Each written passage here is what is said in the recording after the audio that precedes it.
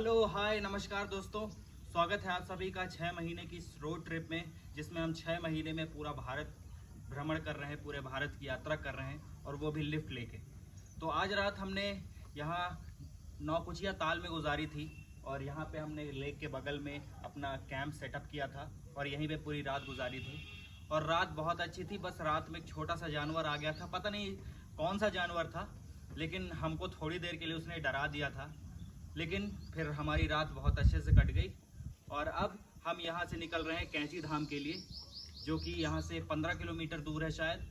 यहाँ से हम वहाँ निकल रहे हैं और आज रात शायद हम वहीं गुजारेंगे, तो देखते हैं कैसा होता है। फिलहाल अभी यहाँ से हमें भीमताल तक पैदल जाना पड़ेगा, क्योंकि यहाँ पे कोई लिफ्ट नहीं मिलने वाली और 5 किलोमीटर होगा यहाँ से भीमताल। तो हम भीमताल से यहाँ तक पैदल ही आए थे, तो जाने में कोई दिक्कत नहीं है, लेकिन थोड़ी सी यहाँ आते वक्त ढलान है और जाते वक्त चढ़ाई है। तो जैसा भी है, अब ठाना है ये करने के लिए, तो इतना तो झेलना ही पड़ेगा। तो बस अभी हम यहाँ से अपने बैग्स उठा लिए, कैंप वैम्प सब वापस से पैक कर लिया है। अब हम यहाँ से निकल रहे हैं और ये शायद कोई प्राइवेट प्रॉपर्टी थी और यहाँ पे जो जॉब करते थे हमने उनसे परमिशन ले ली थी कि हम यहाँ रुक सकते हैं कि नहीं। तो आज रात गुजारने के बाद बस अब हम यहाँ से निकल रहे हैं।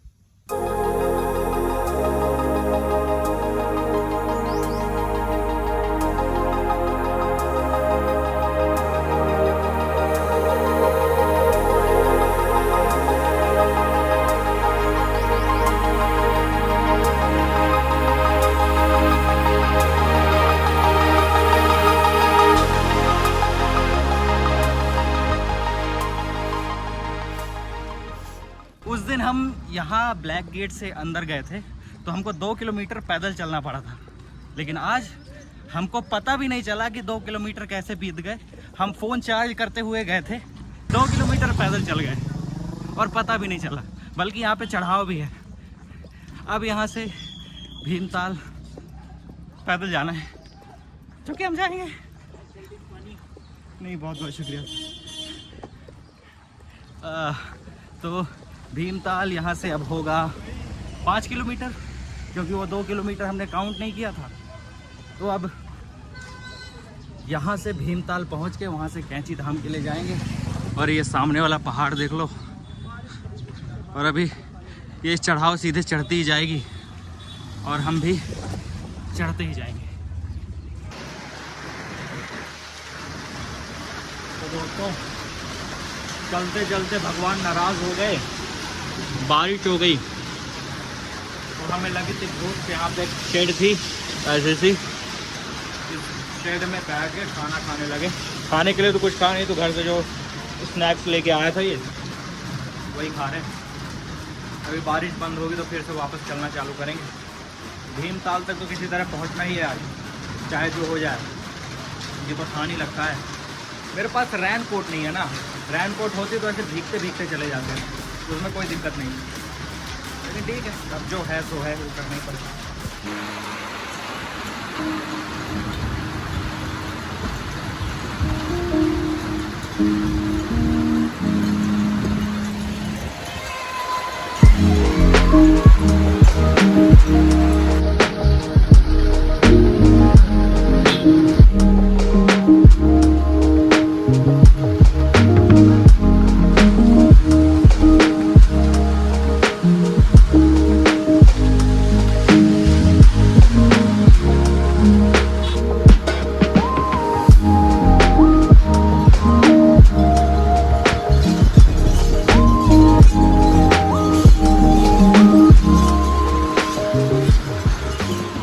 दोस्तों, इतनी जोर की बारिश हो रही है ना, क्या ही बताऊँ। पूरा पानी हवा से उड़ के मुंह पे आ रहा है, मेरा पूरा फोन गीला हो गया और ये इतना प्यारा हिल रहा है ना। देखो, हम 7 ताल तक पहुंच गए हैं। कैंची धाम यहाँ से 13 किलोमीटर दूर है और बहुत ही मुश्किल से लिफ्ट मिल रही है। इसके पहले 7 ताल तक हम बहुत ही आसानी से लिफ्ट मिल गई थी और हम आसानी से पहुँच गए थे, लेकिन आज यहाँ तक आने में बहुत मेहनत लगी। लेकिन फिर भी कोई बात नहीं, अभी यहाँ से हम 13 किलोमीटर के लिए लिफ्ट लेने की ट्राई करेंगे, जो कि कैंची धाम यहाँ से 13 किलोमीटर है और बहुत ज़्यादा स्ट्रगल करना पड़ रहा है। आज पता नहीं क्यों लिफ्ट मिलने में इतनी दिक्कत हो रही है। और साथ में क्या कहते हैं, आज सुबह से हमने कुछ नहीं खाया है, क्योंकि जहाँ पे हमने टेंट लगा रखा था वहाँ पे रात में जो घटना हुई है वो तो पता ही है आपको, और उसी की वजह से हमने सुबह जल्दी से नहा धो के वहाँ से निकल गए थे और सुबह से कुछ खाया नहीं था। लेकिन फिर भगवान की कृपा देखो कि रास्ते में जो हनुमान मंदिर पड़ा था ना, वहाँ पे हो रहा था भंडारा, और हमें बिल्कुल नहीं पता था। लेकिन जब हम मंदिर के सामने से गुजर रहे थे तो वहाँ पे एक भैया थे, अंकल बोल लो, वो जा रहे थे, तो उनसे हमारी बातचीत हुई। आउट ऑफ क्यूरियोसिटी उन्होंने पूछा कि हम क्या कर रहे हैं, तो उन्होंने बताया कि अंदर मंदिर में भंडारा चल रहा है, चलो अंदर, मैं भी आता हूँ। मतलब आगरा से थे वो। तो बस गए, हम खाना खाए और वहाँ से भीमताल के लिए हमें 5 किलोमीटर के लिए लिफ्ट मिल गई थी, और वहाँ से यहाँ तक हम थोड़ा दूर पैदल चलते हुए आए हैं, थोड़ी दूर लिफ्ट लेते हुए आए हैं। और आज हम कैंची धाम में रुकेंगे और वहीं पे स्टे करेंगे। आज रात वहीं पे बिताएंगे, और आज की रात बिताने के बाद सुबह सुबह उठेंगे, नहाएंगे धोएंगे और फिर जाएंगे, दर्शन करेंगे, और फिर उसके आगे का रास्ता देखेंगे क्या करना है, या फिर कल का दिन भी वहीं गुजारेंगे। अगर सूटेबल हुआ, गुजारने लायक हुआ, ज़्यादा भीड़ नहीं हुई तो वहीं गुजारेंगे, नहीं फिर कैंची धाम से थोड़ा आगे कोई जगह है वहाँ गुजारेंगे। जैसा भी होता है देखेंगे, जैसी सिचुएशन होगी वैसे ही डील करेंगे, उसी तरह कदम उठाएंगे। बाकी अभी इतना ही है, 7 ताल तक पहुँच गए।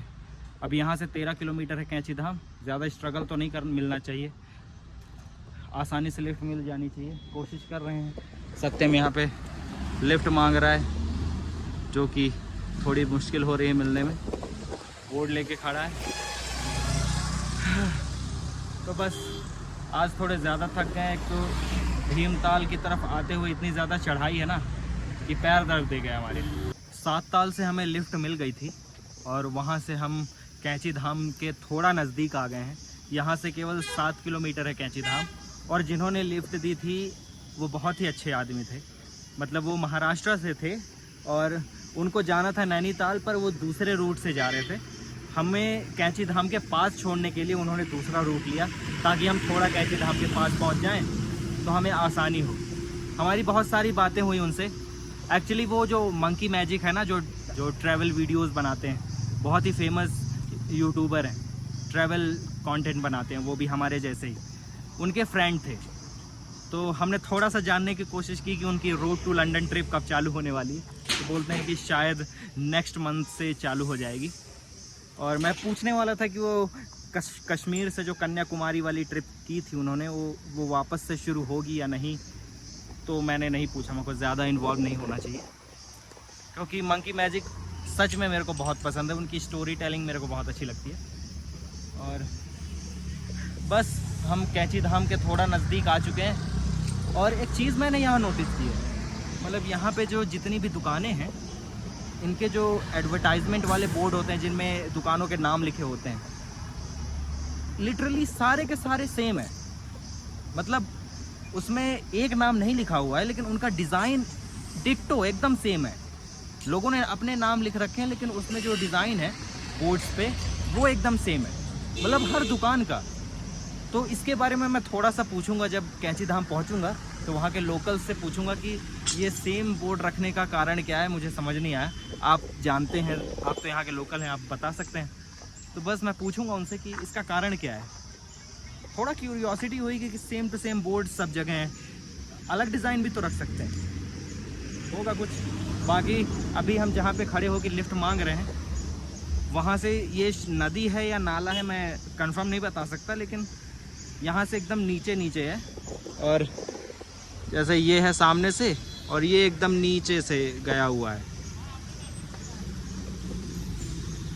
और अभी सनसेट हो रहा है,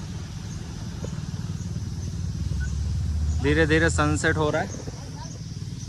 तो बस अभी यहाँ से लिफ्ट लेके कैंची धाम पहुँचते हैं और देखते हैं कि वहाँ आज हम कहाँ स्टे कर सकते हैं, कहाँ पे कैंपिंग कर सकते हैं। तो हम कैंची धाम पहुँच गए और मेरी आंखें थोड़ी लाल लग रही होंगी, क्योंकि मैं गाड़ी में सोते हुए आया हूँ। हमें लिफ्ट मिल गई थी और ज़्यादा नहीं, 7 किलोमीटर दूर था, तो हम पहुँच गए हैं कैंची धाम। और अभी दर्शन करना बहुत मुश्किल है, क्योंकि भीड़ इतनी ज़्यादा है। यहाँ से ही देख सकते हो,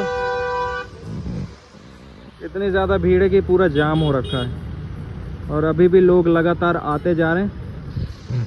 तो सबसे अच्छा है कि आज रात हम कहीं रुकने की जगह ढूंढकर वहाँ पे टेंट पिच करें और खाना बनाएं, खाएं, रेस्ट करें, नहाने के लिए कोई जगह ढूंढें, क्योंकि आज तो बहुत रश है। हम सुबह सुबह उठ के नहा धोकर कैंची धाम में नीम करोली बाबा जी का दर्शन करेंगे और उसके बाद थोड़ा इस यहाँ का जो एक पवित्र माहौल है वो देखेंगे। फ़िलहाल यहाँ पे देखो पूरा जाम हो रखा है और अभी हम जा रहे हैं टेंट पिच करने के लिए कोई जगह ढूंढने। यहाँ पे कुछ लोग काम कर रहे हैं, तो हो सकता है कि यहीं पे कहीं पे अगर ये लोग इजाज़त दे दें तो यहीं पे हम टेंट पिच कर लें या कोई और जगह ढूंढेंगे। जैसा भी होगा देखेंगे। लेकिन यहाँ पे बहुत ज़्यादा क्राउड है, मतलब अगर आप आओगे ना बहुत ज़्यादा क्राउड है, क्या ही बताऊँ। लेकिन हाय गाइस, आप आ गए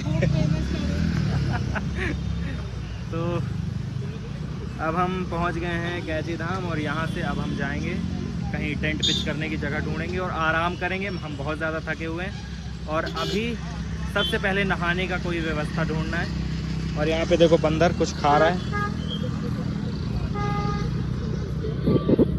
और हमारा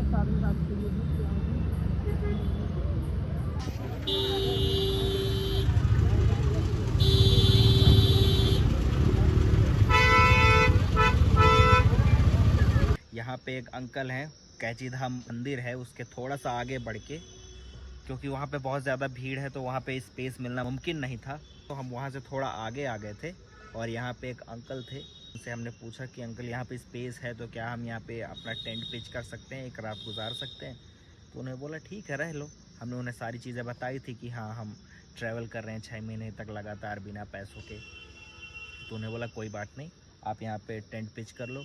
उन्होंने उनकी लकड़ियाँ रखी हुई हैं, बारिश होती है ना तो पानी गिरने की वजह से लकड़ियाँ गीली हो जाती हैं, तो उनके ऊपर उन्होंने चटाई डाल रखी थी। तो हमने पूछा कि ये चटाई हम ले लें, क्योंकि टेंट के नीचे लगाना था। यहाँ पे छोटे छोटे पत्थर है ना, तो टेंट है वो पंक्चर हो सकता है। तो उन्होंने बोला ठीक हो, चटाई ले लो और अपना टेंट लगा लो, कोई दिक्कत नहीं है। पानी वानी चाहिए हो तो बता देना, पानी है यहाँ पे। और वहाँ यहाँ तक कि उन्होंने बोला कि अगर खाना खाना हो तो बता देना, नीचे हमारा होटल है, हम बनवा देंगे, उसके पैसे वैसे नहीं लगेंगे। वो नहीं अंकल रहने दीजिए, हमें भूख नहीं है, हमारा पेट भरा हुआ है। तो सुलभ शौचालय के लिए हमने पूछा कि आसपास कहीं है। के घर के बगल में एक शौचालय है जो कि शायद उन्हीं का है या उनका नहीं है, पता नहीं। वो बोल रहे थे कि 5 बजे खुलता है, आप वहाँ अपना फ्रेश हो लेना, सब कुछ कर लेना, नहा धो लेना। और हाँ, सत्यम गया था यहाँ के सुलभ शौचालयों में पता करने की क्या सीन है। 70 रुपये इन्हें चाहिए 2 नंबर जाने के और 150 रुपये इनको नहाने के चाहिए। इसकी वजह से यहाँ माउंटेन्स में इतना ज़्यादा लोगों ने पॉटी कर रखी है कि बदबू ही बहुत आ रही है। इतने हाई प्राइजेस रख रखे हैं कि लोगों को शौचालय में जाने से अच्छा यहाँ के पहाड़ों को गंदा करना पसंद आ रहा है। मैं समझ नहीं पा रहा हूँ कि आप थोड़े मिनिमल प्राइस रख लो, कुछ उसका समाधान निकालो। ऐसे थोड़े होता है कि आप इतने हाई प्राइजेस रख दोगे कि आदमी अफोर्ड ही ना कर पाए, फिर जाके यहाँ की जो इतने सुंदर सुंदर पहाड़ है उनमें जाके पॉटी करे और गंदा करे हुए। और आप जहाँ रह रहे हैं, आपकी लैंड, आप जहाँ पे आसपास रहते हैं वहीं पे गंदा हो रहा है और वहाँ पे बदबू फैलती है, बीमारियाँ फैलती हैं। तो बस आज की रात हम यहीं गुजार रहे हैं। सुबह 5 बजे उठेंगे हम और यहाँ से उठकर नहाएंगे धोएंगे और जाके नीम करोली बाबा जी के दर्शन करेंगे और यहाँ से फिर आगे के लिए अपना रुख करेंगे। बस bye bye, good night, tata, sayonara.